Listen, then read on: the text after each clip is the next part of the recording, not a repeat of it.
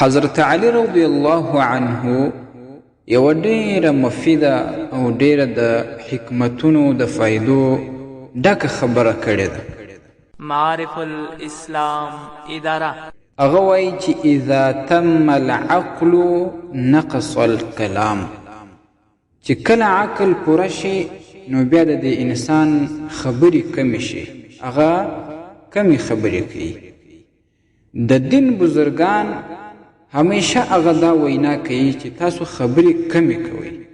ډېرې خبرې، زیاتې خبرې هغه بد ګڼي، زیاتې خبرې باید ونسي. د انسان د عقل دا په ورو ورو باندې زیاتېږي.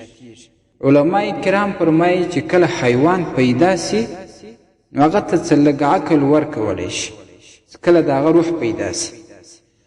او انسان چې کله پیدا سي نو تقریبا تر 22 کاله پورې د هغه عقل په ورو ورو باندې زیاتېږي. چې کله بیا دا 22 کاله موده پوره سي نو بیا د هغه د عقل زیاتېږي نه، بلکې صرف تجربه یې حاصلېږي، تجربه یې زیاتېږي. نو ډېرې خبرې کول دا د کم عقلۍ یوه علامه ده. او بزرګان چې چاته پرهیز ورکوي نو هغه د ډېرو ویلو پرهیز ورکوي، چې ډېر ویل مه کوئ، ډېرې خبرې مه کوئ. او دا شان حکما په دې باره کې فرمایي چې پټه خوله یعنی خاموشي دا د کم عقل لپاره پرده ده. چې انسان کم عقل وي د هغه باطن د بدیو ډک وي، د کم عقلۍ ډک وي، نو که هغه خاموشه وي نو دا د دپاره پرده ده، د ده دا کم عقلي نه ښکاره کېږي. خو چې کله دی د خپل باطن نه هغه رذایل را وباسي نو د ده دا کم عقلتوب را ښکاره سي، نو دا خو بیا پرده نه سول. او دا شان پټه خوله خاموشي بیا د هوښیار دپاره جمال دی، ښایست دی.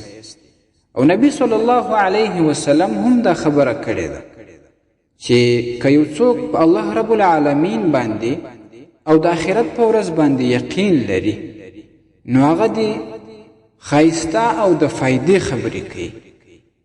او که د فایدې خبرې د هغه سره نه وي نو باید پټه خوله واوسېږي، چپ واوسېږي، خاموشي اختیار کړي.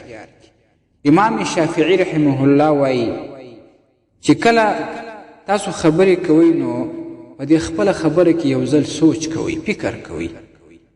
داسې نه چې څنګه په خوله درله بس هغه راباسه د خولې نه، که په مجلس کې ناست یې که بل ځایه که بل ځایه، داسې کول نه دي پکار.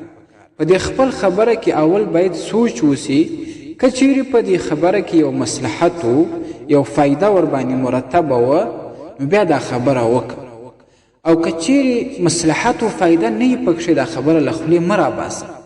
حتی امام شافعي رحمه الله دا خبره هم کړې ده چې که یو خبره ته د خولې راباسې په هغه کې سوچ وکړه، که په دې کې ته شکمن وې چې فایده به پکښې وي که نه، بیا هم دا خبره مه کوه تر څو چې ستا ښه یقین نه وي سوی چې په دې کې فایده سته. نو د دې خپلو خبرو سره باید زیات احتیاط وسي. عمرو بن عاص هغه دا خبره کړې ده چې الکلام کالدوا، دا خبرې داسې دی لکه دوایي، لکه دوا چې هغه که په خپل ترتیب باندې استعمال سي، چې څومره د هغې اندازه وي دوا هغومره استعمال سي نو بیا انسان ته نفع ورکوي. خو تا ته چې څومره دوا فرمایل شوې ده ته د هغې نه زیاته دوا وخورې، دا خو بیا تا ته نفع نه درکوي بلکې تا به قتل کې مړ به دې کړي. نو دا خبرې هم داسې دي چې دا باید په خپله اندازه باندې وسي. زیاتې خبرې د انسان دپاره فایدهمنې نه دي بلکې تاواني دي. او دا شان یو سوال دا کیږي چې په دې کې څه حکمت دی چې الله رب العالمین دا انسان پیدا کړی دی او هغه ته ژبه یوه ورکړې ده لیکن غوږونه یې دوه ورکړي دي.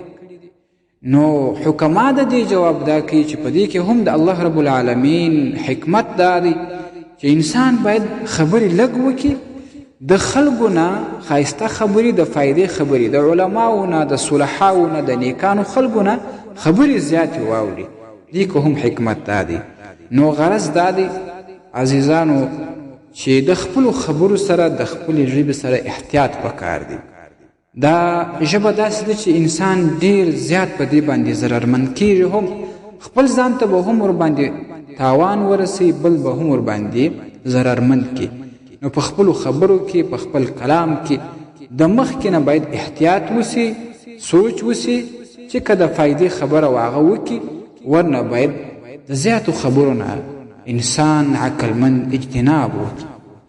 تاسې د اسلامي پوښتنو جوابونکی مفتي حکیم الله صابر الحنفي صاحب